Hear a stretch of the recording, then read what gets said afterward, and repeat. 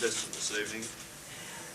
We've heard all the trials and tribulations, but now this one will touch everybody's heart, I'm sure. Peter Schmedding with Computers, Not For Me. Please welcome Peter.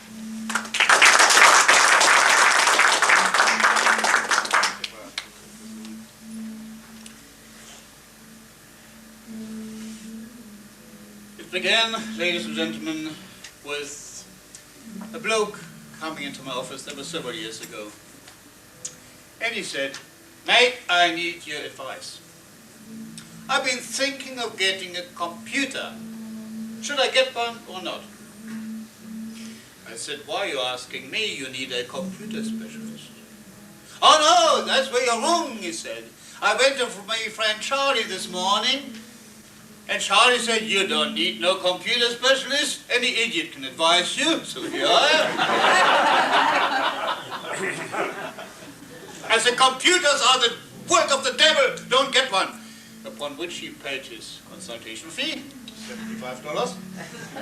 I've got a lawyer, you see, advised me. And went off, you see.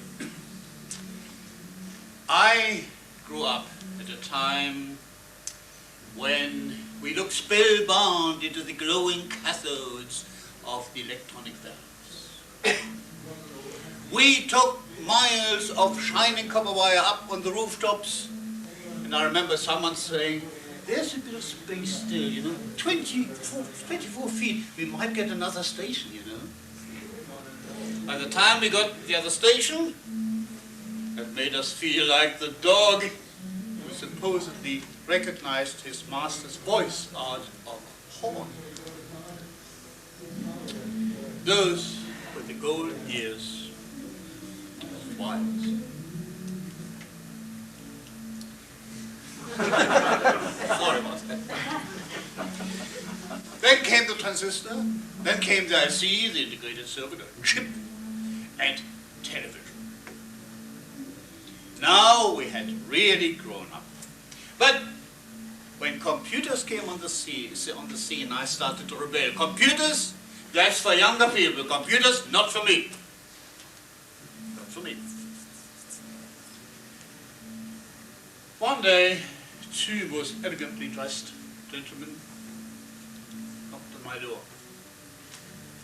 "Excuse me, sir.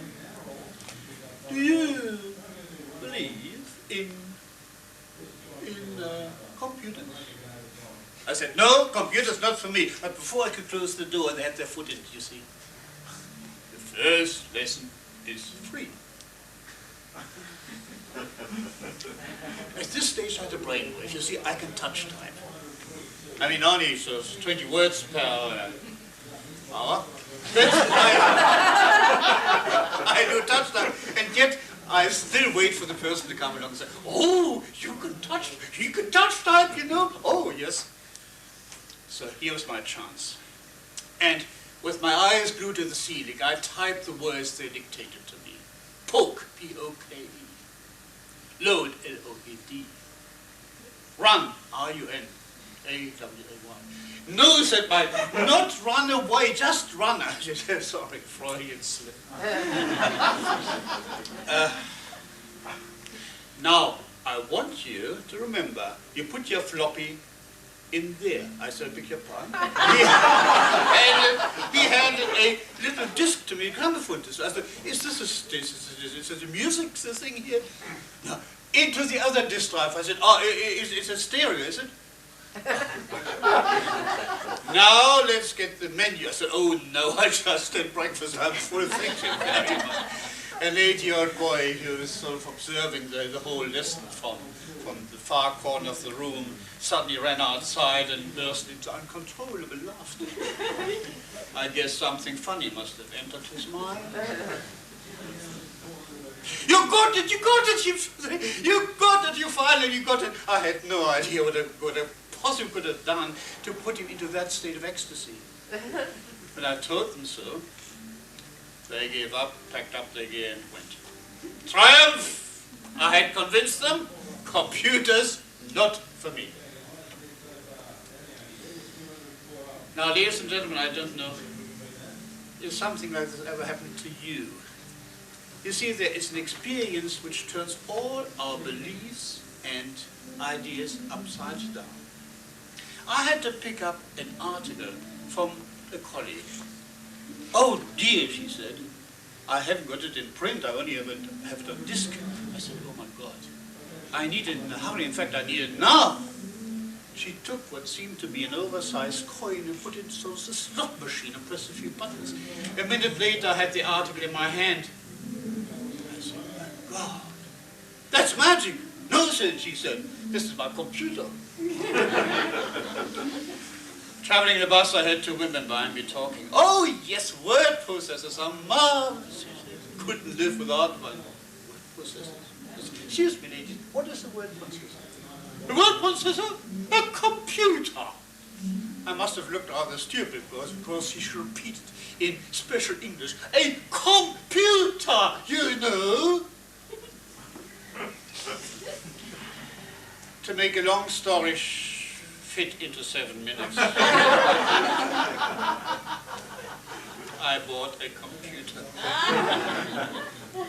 A year later, I bought another computer. Now all my work is done on number 5.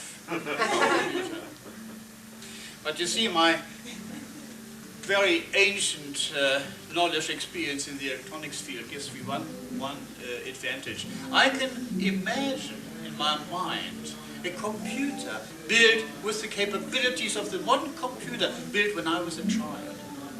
That would have been as big as this clubhouse. Yes, what?